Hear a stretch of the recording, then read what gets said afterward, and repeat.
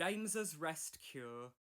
James often grumbled that he had too much shunting to do. "How can I be expected to see to everything?" he would grunt. "Here, there, and everywhere. I shall wear my wheels out, and what will Sir Topham Hatt do then?" Henry and Gordon didn't take much notice. They knew James and they'd heard it all before. "It's easy enough to bustle about looking busy," they said. "It's the real work you do that counts."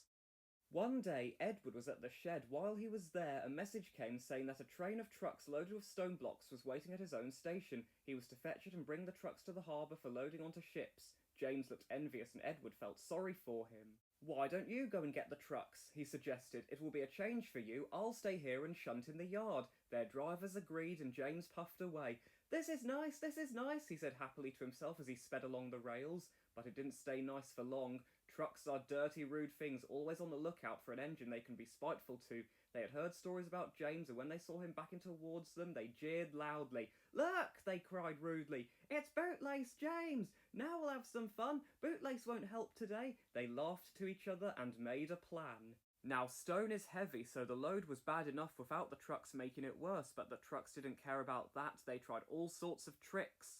They slipped their brakes on so that James had great difficulty starting, then they crept close behind each other and would stop one by one so that a string of jerks ran right along the train. "They'll break a coupling if they're not careful," said James crossly. But he was determined not to be beaten. Slowly he dragged the noisy trucks to the harbour and pushed them onto the wharf. Then he went wearily back to the yard for some quiet shunting.